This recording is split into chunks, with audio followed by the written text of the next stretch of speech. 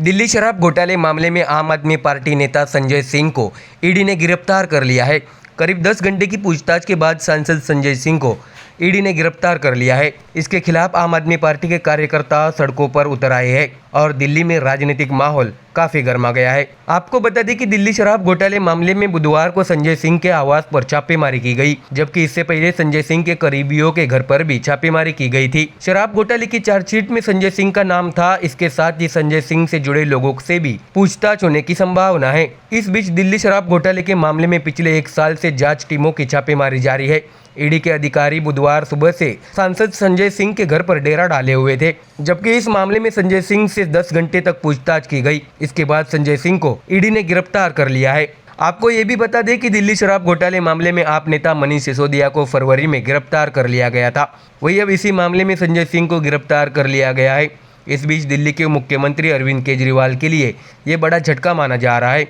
दरअसल दिल्ली शराब घोटाले मामले में ईडी ने तेलंगाना के मुख्यमंत्री के चंद्रशेखर राव की बेटी के कविता को भी समन भेजा है। ऐसे में दिल्ली शराब घोटाले मामले में एक नया मोड़ सामने आया है।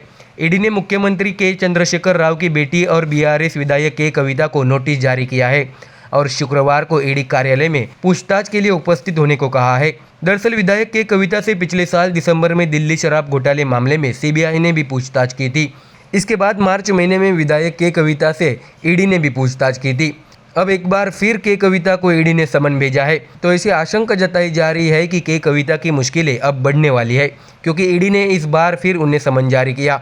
इसलिए सबकी नज़र इस बात पर टिकी है कि के कविता शुक्रवार को पूछताछ के लिए ईडी के सामने पेश होंगी या नहीं। जानकारी ये भी सामने आ रही है कि इसी मामले में 12 से ज़्यादा लोगों को भी समन जारी किया गया है। इस बीच के कविता ने दिल्ली शराब घोटाले मामले से जुड़े आरोपों को खारिज कर दिया है और केंद्र सरकार पर तेलंगाना में पैर जमाने के लिए ईडी का दुरुपयोग करने का आरोप भी लगाया है। साथ ही के कविता ने दावा किया कि उन्होंने कुछ भी गलत नहीं किया। तो देखा आपने, एक के बाद एक विपक्ष के बड़े नेता जांच एजेंसी के घेरे में आते जा रहे हैं। ऐसे में संजय सिंह की गिरफ्तारी होना आपके लिए बड़ा झटका माना जा रहा है। महाराष्ट्र में सत्ता पक्ष और विपक्ष की ओर से आरोप प्रत्यारोप लगाए जा रहे हैं, तो राज्य भर में छत्रपति शिवाजी महाराज के बाग नाखून शस्त्र का विवाद गरमाया हुआ है और उसी से पूर्व मंत्री आदित्य ठाकरे को निशाना बनाने के लिए शिंदे गुट की ओर से मातोश्री के बाहर एक बैनर लगाया गया था। आपको बता दें कि गुरुवार सुबह मातोश्री इलाके में बड़ी संख्या में बैनर मिले, लेकिन कुछ देर बाद पुलिस और नगर निगम प्रशासन ने सुरक्षा कारणों से इस बैनर को हटा दिया। अब विस्तार से जानते हैं कि आखिरकार क्या ये मामला है। राज्य के मंत्री सुधीर मुनगंटीवार ने छत्रपति शिवाजी महाराज द्वारा कई अभियानों में इस्तेमाल किए गए बाघ नाखून जैसे शस्त्र को महाराष्ट्र में लाने की घोषणा की है। इसलिए भवानी तलवार के बाद छत्रपति शिवाजी महाराज द्वारा इस्तेमाल किया गया बाघ नाखून का शस्त्र राज्य में आएगा। इसका श्रेय लेते हुए महायुति महाविकास आघाड़ी की आलोचना कर रही है। नतीजा यह देखने को मिल रहा है कि महाविकास आघाड़ी और महायुति में आरोप प्रत्यारोप का दौर जारी है। दरअसल बाघ नाखून से शुरू हुई राजनीति में शिंदे गुट ने मातोश्री इलाके में बैनरबाजी करने का काम किया। पूर्व मंत्री आदित्य ठाकरे को निशाना बनाने के लिए गुरुवार सुबह शिवसेना शिंदे गुट ने मातोश्री के बाहर बैनर लगाया। हालांकि तुरंत सुरक्षा और कानून व्यवस्था की समस्या पैदा न हो, इसके लिए पुलिस और नगर निगम अधिकारियों ने हस्तक्षेप किया और इस पोस्टर को तुरंत हटा दिया। तो अब हर किसी की नज़र इस बात पर है कि इसके खिलाफ शिवसेना उद्धव ठाकरे गुट अब क्या बैनरबाजी करता है। आपको बता दें कि इस बीच मंत्री सुधीर मुनगंटीवार ने छत्रपति शिवाजी महाराज द्वारा कई अभियानों में इस्तेमाल किए गए बाघ नाखून जैसे शस्त्र को महाराष्ट्र में लाने की घोषणा की, जिसके बाद विपक्ष ने कई सवाल उठाए। विपक्षी नेता विजय वडेट्टीवार के साथ शिवसेना ठाकरे समूह के नेता आदित्य ठाकरे भी इसमें आगे रहे। उन्होंने पूछा कि क्या लंदन में म्यूजियम में रखा गया बाघ नाखून का शस्त्र क्या छत्रपति शिवाजी महाराज ने ही इस्तेमाल किया था? क्या सरकार के पास इस पर कोई स्पष्टता है? ऐसे कई सवाल उन्होंने उठाए। इस पर सत्ताधारी पार्टी की ओर से आदित्य ठाकरे पर निशाना साधा गया था और शिंदे गुट की ओर से मातोश्री इलाके में बैनरबाजी करते हुए ठाकरे गुट को चुनौती दी गई है। अब देखना होगा कि आने वाले दिनों में इस मामले पर और कितना माहौल गर्माता है। महाराष्ट्र में एनसीपी के बीच का जंग एक बार फिर उफान पर है। इस बार शरद पवार के बयान से चर्चा का माहौल काफी गर्म हो चुका है। उन्होंने अपने बयान में कहा है कि एनसीपी का नाम और पार्टी चिन्ह इस्तेमाल करने का अधिकार सिर्फ हमें है। एनसीपी अध्यक्ष शरद पवार ने अजित पवार गुट पर निशाना साधते हुए कहा कि गुरुवार को 70 लोगों ने मेरे नाम का प्रस्ताव रखा। आप कहते हैं कि पार्टी अध्यक्ष पद के लिए मेरी पसंद सही नहीं है। हालांकि पवार ने यह भी कहा कि उस पत्र पर आपके ही हस्ताक्षर है ना। दरअसल आपको बता दें कि गुरुवार को दिल्ली के कॉन्स्टिट्यूशन क्लब में शरद पवार की मौजूदगी में राष्ट्रवादी कांग्रेस पार्टी की विस्तारित कार्य समिति की बैठक हुई। इसके बाद पवार ने भतीजे अजित पवार पर निशाना साधते हुए कहा कि वे दावा कर रहे हैं कि उन्हें पार्टी का चुनाव चिन्ह मिलेगा। उन्होंने कहा, चुनाव आयोग के फैसले से घबराने की जरूरत नहीं है, सिर्फ हमें पार्टी का नाम और लोगों का इस्तेमाल करने का अधिकार है। उन्होंने विश्वास जताया कि चुनाव आयोग का फैसला भी अपने पक्ष में ही होगा। इस मौके पर शरद पवार ने अपना अनुभव साझा करते हुए कहा कि मैंने पहली बार कांग्रेस उम्मीदवार के तौर पर 1967 यानी 55 साल पहले चुनाव लड़ा था। उस समय मैंने बैलगाड़ी जोड़ी चुनाव चिन्ह पर चुनाव लड़ा और जीत भी हासिल की। 3 वर्ष बाद कांग्रेस विभाजित होकर 2 दलों में विभाजित हो गई। उस समय चुनाव आयोग ने बैल जोड़ी चिन्ह को फ्रीज कर दिया था। फिर आया नया चिन्ह चरखा। हमने गांधी जी के चरखा चुनाव चिन्ह पर चुनाव लड़ा और जीत भी हासिल की। उसके बाद आपातकाल आया, देश में इंदिरा गांधी के खिलाफ माहौल बन गया। इंदिरा गांधी चुनाव हार गई और कांग्रेस पार्टी भी हार गई। कांग्रेस में फूट पड़ गई और फिर से नया चिन्ह लेना पड़ा और उसके बाद हाथ चौथी निशानी थी। फिर हमारी 5वीं निशानी घड़ी थी। मैंने घड़ी के चुनाव चिन्ह, हाथ के चुनाव चिन्ह, बैल जोड़ी के चुनाव चिन्ह पर चुनाव लड़ा। हालांकि चुनाव नतीजे में कोई बदलाव नहीं हुआ। कुछ लोगों की चुनाव चिन्ह बदलने की साजिश है, लेकिन लोग जानते हैं कि वोट किसे देना है। देश में माहौल बदल रहा है। पवार ने आगे कहा कि देश की राजनीति बदल रही है। देश के कई राज्यों में बीजेपी की सरकार नहीं है। बीजेपी ने कुछ राज्यों में विपक्षी दलों की सरकार गिराकर सत्ता स्थापित की है। अभी लोकसभा चुनाव है, हालांकि बीजेपी ने अपने साथ उन्हें ले लिया है जिन पर वो पहले आरोप लगा रहे थे। इसलिए बीजेपी को अब अपनी पार्टी का कमल चिन्ह बदलना चाहिए और वॉशिंग मशीन का चिन्ह लेना चाहिए। ऐसा पवार ने जोरदार पलटवार करते हुए बीजेपी पर निशाना साधा। आपको बता दें कि इस बीच एनसीपी की टूट को लेकर शुक्रवार 6 अक्टूबर को चुनाव आयोग में सुनवाई होगी। एनसीपी मामले की सुनवाई शुक्रवार को दोपहर 3 बजे होगी। शरद पवार गुट की ओर से वरिष्ठ वकील अभिषेक मनु सिंघवी बहस करेंगे।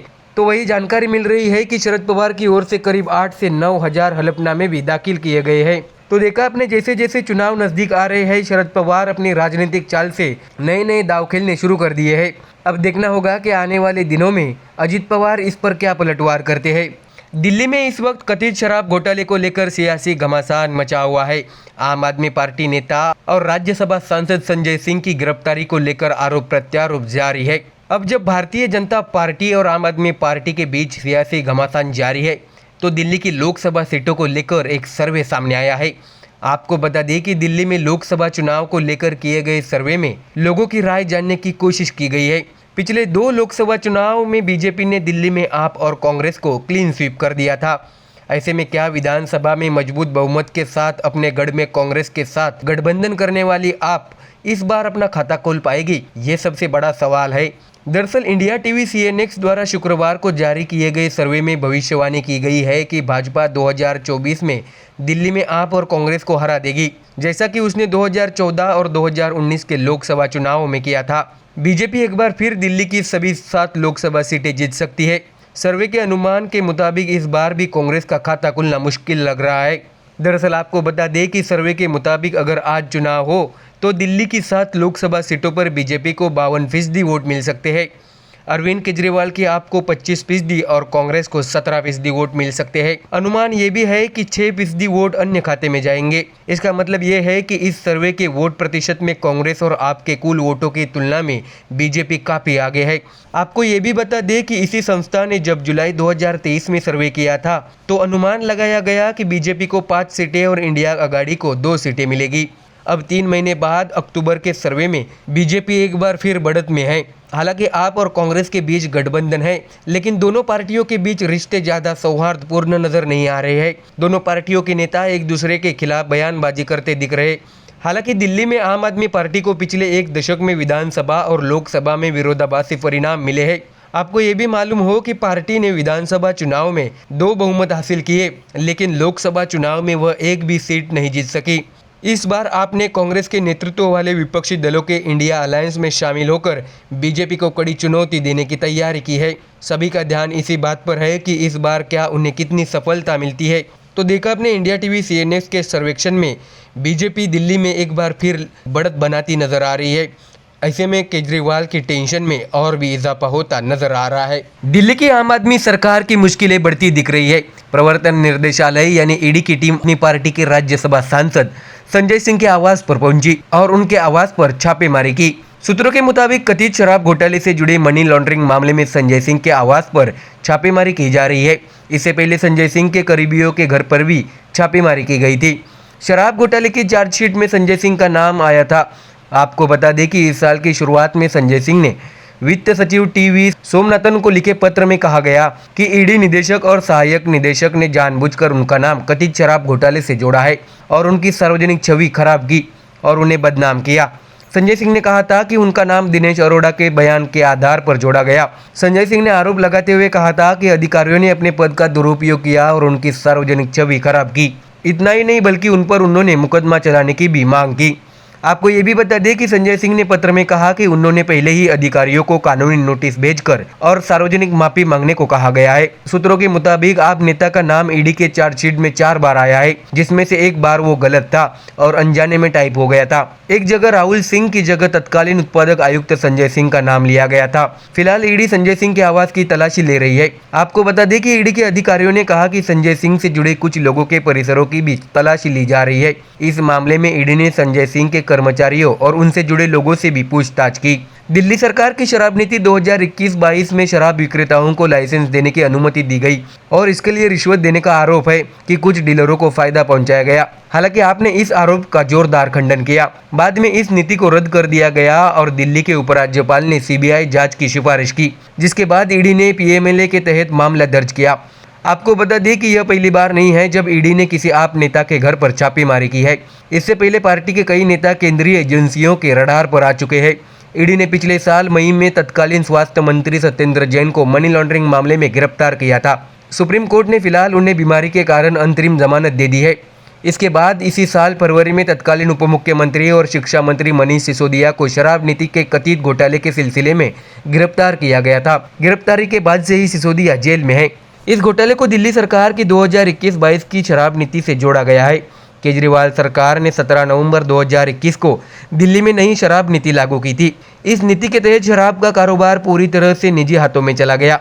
सरकार ने माफिया राज खत्म कर नई नीतियां लाने का तर्क दिया था। यह भी दावा किया गया कि इससे राजस्व बढ़ेगा। हालांकि इस नीति के लागू होने के बाद इसके नतीजे सरकार के दावे के विपरीत रहे। राजस्व डूबने पर दिल्ली सरकार जांच के घेरे में आ गई। इसके बाद केंद्र शासित प्रदेश के मुख्य सचिव नरेश कुमार ने आरोप लगाया कि अनियमितता हुई है। उन्होंने उपराज्यपाल वीके सक्सेना को इसकी जानकारी दी। रिपोर्ट के आधार पर एलजी ने 22 जुलाई 2022 को सीबीआई जांच की मांग की।